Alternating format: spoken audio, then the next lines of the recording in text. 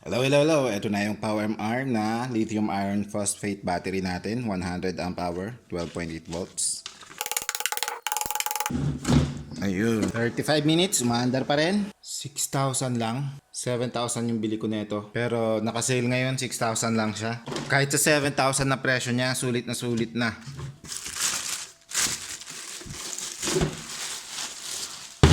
Eto na siya. Check natin tong bolt.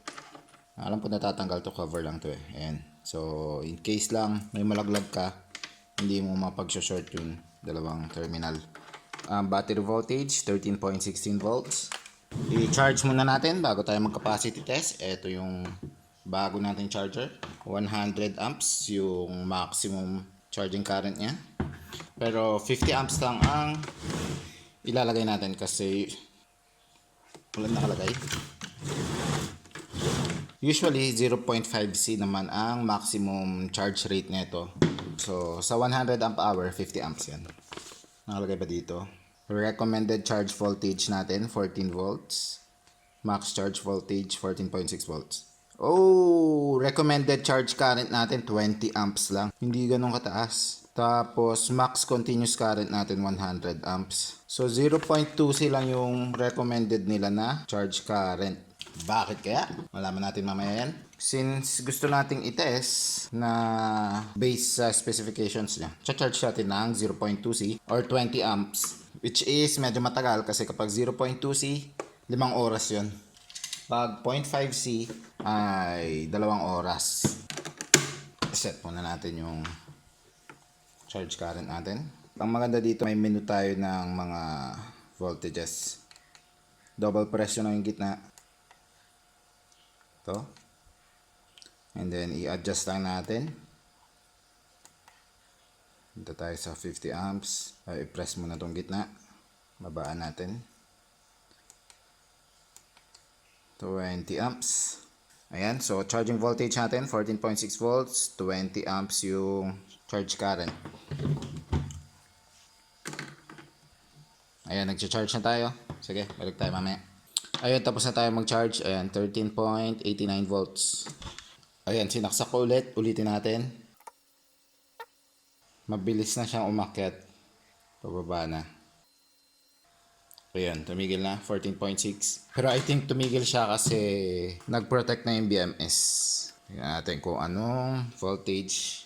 Ayun o, 13.89. So, hindi natin naabot yung 14.6 volts talaga kasi yun nga, nagpro-protect na yung BMS. Most likely, yung isang cell sa loob ay umabot na ng 3.65 volts. Pero 13.8 ay almost full na yung battery. So, pwede na.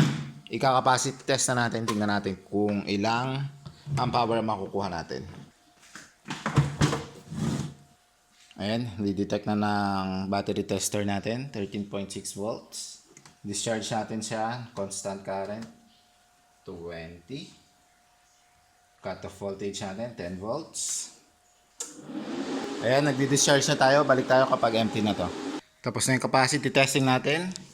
At ang total capacity na nakuha natin, ayan, 104.98 amp hour. Now, i-charge ulit natin. Gamit yung charger natin. Papadaanin natin dito sa battery tester.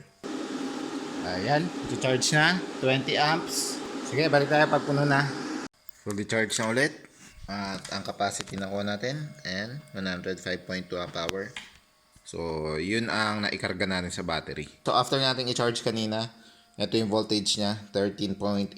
Tatry ulit natin i-charge, tingnan natin kung ano yung maximum voltage talaga. Kasi nag-rest na to eh. Hindi natin nabalikan agad. Yan, 14.5 na. Pero pag tinanggal ba natin tong charger natin, eh, yan pa rin yung makukuha natin. Yan, 14.58. Almost 14.6 na. Tumigil na. Wala nang pumapasok ko. And then, check natin. 14 volts. Okay. So, mas tumaas na. Last time, nasa 13.8 nga yung maximum na nakuha natin. 14 volts is okay na. Kahit hindi nyo makaabot ng 14.6. Okay na yan. Tsaka yung sa capacity testing natin ay nasa 105 amp hour na yung nakuha natin. So, okay na talaga siya. Buksan na natin. Tingnan natin ang laman. Hopefully, mabilis lang siya mabuksan.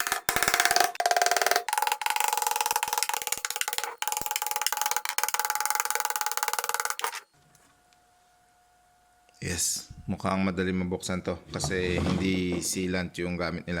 Yung nababasag lang na glue. So dito dapat mag-work yung acetone kaso wala pa rin tayong acetone eh.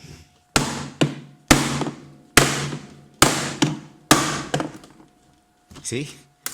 Pukpukin mo lang oh, magka-crack.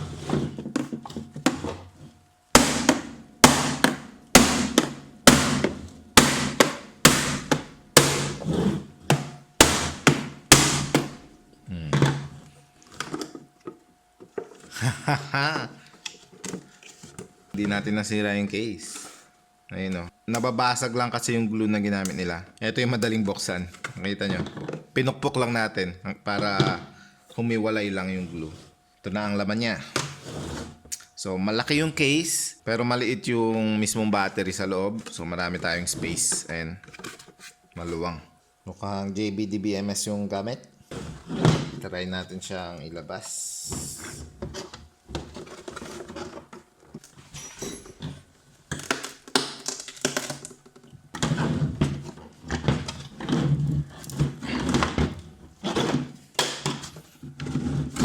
Ayun. Ayun o. Kaya hirap tanggalin. Merong tape sa ilalim. Eto na yung battery. Makikita nyo may space dito. Hindi dahil bloated, kundi dahil may spacer lang talaga siya. Ayan. Maayos yung mga cells na ginamit. Kung meron mang bloat to, very minimal lang. Makikita mo kasi straight talaga eh. Malinis pa yung mga cells natin. As in, mukhang bago talaga. Yung mga bus bars natin, naka-weld. Yung balance seeds natin, makita nyo naman maayos yung pagkakalagay. Meron pang cloth na electrical tape. Yung BMS na ginamit nila, ito, JP04S0. Mukhang JBD BMS to. Yung wires na ginamit, 7 gauge na dalawa sa negative, 4 gauge sa positive. So makapal yung mga wires na ginamit nila. Magkano nga ba ang presyo nito? Kasi mukhang okay yung quality niya. Tingnan natin ang presyo. 6,000 lang. 7,000 yung bili ko nito. Pero naka-sale ngayon, 6,000 lang siya. Kahit sa 7,000 na presyo niya, sulit na sulit na. Tama yung capacity, maganda yung build quality. Yung nilagay nga nila na spec sa charging niya, hindi pa nila ino-overrate. 20 amps lang. So, gusto talaga nilang alagaan yung battery. Pero in-underrate lang ba nila yung 20 amps? Kasi usually, kaya naman neto, yung safe niya talaga up to 50 amps or 0.5C. Itatry din natin yan mamaya. I-check natin. Usually kasi kapag sumusobra ka na sa rating, may umiinit dito. Malalaman mo kung sumusobra ka talaga kasi iinit yung cells or yung BMS. Check natin yung QR code ng mga cells. So, capacity ng cell natin 100 amp hour talaga. Rep yung brand. Production date natin hindi nakalagay. Pero try natin isang scanner. So, ito naman yung limitaw sa isang app. 2025 yung production date natin. So, bago pa yung cells natin. Yung capacity dito hindi nakalagay. Sa kabilang scanner natin, 100 amp hour yung nakalagay. And na-confirm naman na natin na 100 amp hour talaga yung capacity ng mga cells. At yun, bago yung mga cells na ginamit nila. So, reputable brand naman yung Rep. Comparable naman siya sa Eve tsaka sa Calb. Overall, maganda yung battery ng PowerMR. Now, lagyan na natin ng 100 amps na load. Tignan natin kung paano siya magpe-perform. Ayan, nakabitan na natin ng inverter. Ang goal natin ay mag-discharge ng up to 100 amps dito sa battery natin. Dalawa yung inverter na ikinabit ko para sure na makakahugot tayo ng 100 amps. Ayan, may load na. Check natin ilang amps ang kinukuha natin. So right now, kumukuha tayo ng 79 amps. Base sa inverter natin, 71% ang nakalagay. So, kung 1,000 watts to, around 700 watts yung kinukuha natin. Right now, ang battery voltage ay 12.9 volts. Medyo tumaas na rin yung amperahe, nasa 81 amps na. Medyo warm yung negative wires natin. Warm lang, malamig pa naman yan. 30 something lang. Mas mainit pa yung wire ng mismong inverter natin. Ito, nasa 40 na. 46. Sa battery natin malamig pa yan, nasa 39. Yung BMS natin malamig din, nasa 40 degrees din. Now, dagdagan pa natin yung load natin, patasin natin yung wattage. Tingnan natin kung ilang amps na. At ayan, 102 amps na. I-adjust lang natin to. Ayan, 100 amps na. Sa 100 amps, medyo umiinit na yung wire. Cells, okay pa rin. BMS, same pa rin, malamig pa rin. Nasa same temperature siya ng wire natin, mga nasa 40 degrees or 45. Yung mga na-test natin before, kapag 100 amps yung discharge rate natin, yung iba namamatay na at 15 minutes pa lang kasi nag-overheat na. So, tingnan natin kung mag-overheat din to.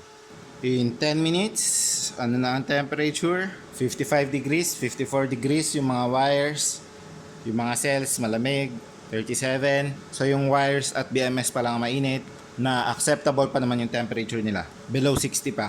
Sige, balik ulit tayo in 30 minutes. 35 minutes, umaandar pa rin. Temperature, 59.5, 59.6, below 60 degrees pa rin. Yung wires pala natin, nasa 60, 62. Sa terminal, mas mainit. Umaabot na ng 67, 66. Tumaas na rin yung temperature ng cells natin. Nasa 44 degrees na sila. So, umiinit na talaga yung mga cells. Pero, below 60 pa. So, okay pa sila. Yung current, i-check natin. 104 amps na. Ayan. Tataas yan kasi bumabagsak yung voltage. Kapag bumabagsak yung voltage, mas maraming current siyang kukunin. Kaya, tumaas na. Kahit same na load pa rin yung nakalagay. Check natin kung ano na yung voltage natin. 12.6. Binabaan ko na konti yung load para fair naman sa discharge natin. Kasi 100 amps lang talaga yung specs na ito. 102, kulang pa. Ayan, 100 amps na ulit. Yung BMS natin nasa 60 degrees na. So mukhang kaya niya naman magtagal talaga ng 100 amps na continuous load. Hintayin na lang natin malobat talaga. Titingnan natin kung gaano siya katagal. More than 40 minutes na itong tumatakbo. So, makaabot siya ng 1 oras, okay na. Later. Ayan, kamamatay lang. Nagtagal tayo ng more than 1 oras. 57 minutes yung nakalagay dito kasi late ko na itong in-start. 10 minutes na tumatakbo to before ko pa i-start. So, more than 1 hour na siyang tumakbo. Na ang discharge rate natin ay 100 amps. So, kung nagtagal siya ng 1 oras na 100 amps ang discharge rate, nakuha pa rin natin yung 100 amp hour na capacity niya at 1C na discharge rate.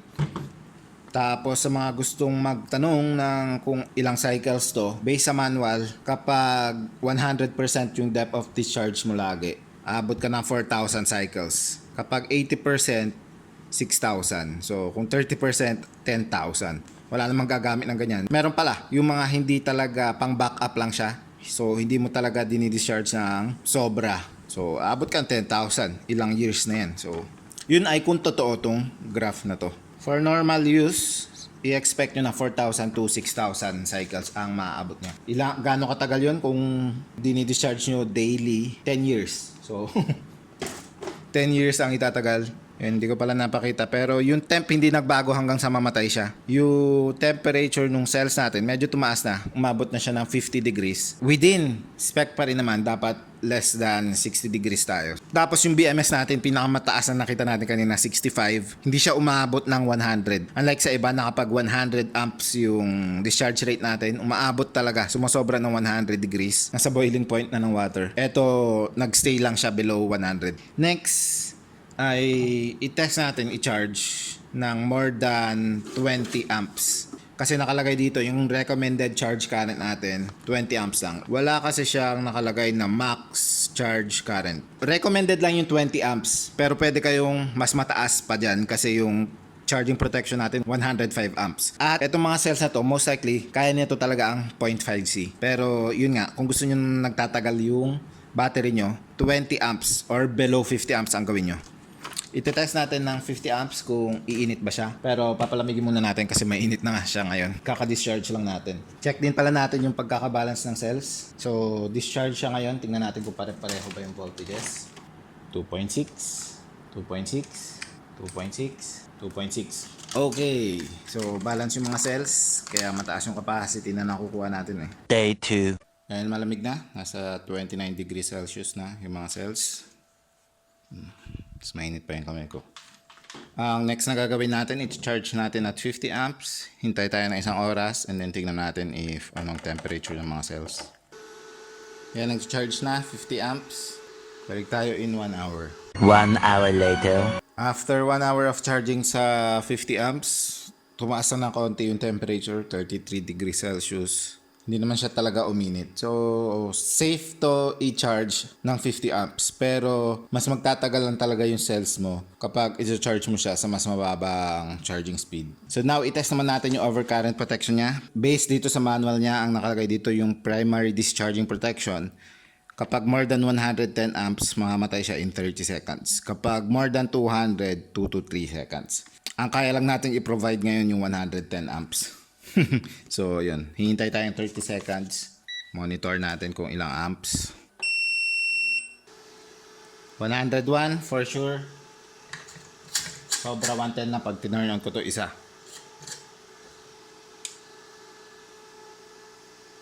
Yan. 30 seconds daw. 121 amps. So, more than 110 na. 30 seconds na. 35. Di pa rin namamatay. 1 minute na. Pinatay ko na. Hindi naman nag-kick yung protection niya in 30 seconds. Pero, I'm pretty sure magkikick yan kapag uminit na ng sobra to. Kasi yung temperature protection nito nasa 95 degrees. So, pag umabot na doon, mamamatay na yan. Yung sa overcurrent ng charging protection, hindi na natin ito try din. Kasi yung charger natin hanggang 100 amps lang. Ito, 105 amps daw or more.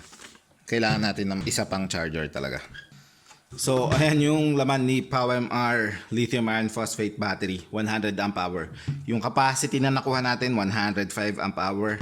Yung performance, yung build quality niya, okay na okay. Pwede natin i-recommend. Ang wala lang talaga siguro dito ay yung metal frame niya katulad ng sa Gentile, which is hindi naman siya talaga required, pero maganda sana kung meron siyang ganun. Pero kung sa build quality lang at sa performance at sa presyo, okay na siya. Biruin mo 6,000 plus lang siya, pero ganito yung quality niya compared sa ibang batteries na nabuksan natin, okay yung build quality na ito. 2025 pa yung cells na production date na ito. Although, ilang months ko nang nabili to, ngayon lang natin nabuksan. So, I'm not sure kung ganito pa rin yung quality ng mga binibenta nila ngayon. Siguro kapag meron tayong pambili ulit, bibili tayo para ma-confirm natin na maganda pa rin yung quality ng battery nila. Ayun po, pag may katanungan pa kayo, leave lang po kayo ng comments below. Don't forget to like and subscribe. And I will see you again next time.